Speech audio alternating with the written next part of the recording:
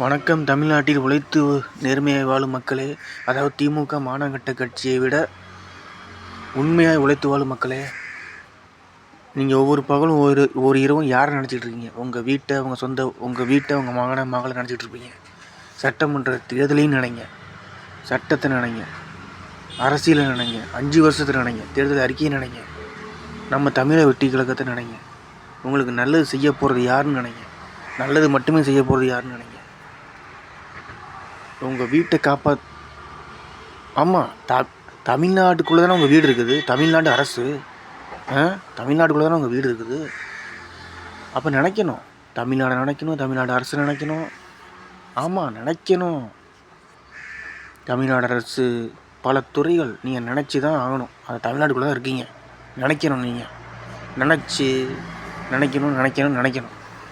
சட்டமன்ற தேர்தலை நினைக்கணும், 2026 நினைக்கணும், மே மாதத்தை நினைக்கணும், ஏப்ரல் மாதத்தை நினைக்கணும். அவங்க தமிழை வெற்றி கழகம் தேர்தல் அறிக்கை உங்களுக்காக நல்லது செய்ய வரும். தமிழை வெற்றி கழகத்துக்கு வாக்களியுங்கள், ஓட்டு போடுங்கள், நன்றாக இருங்கள்.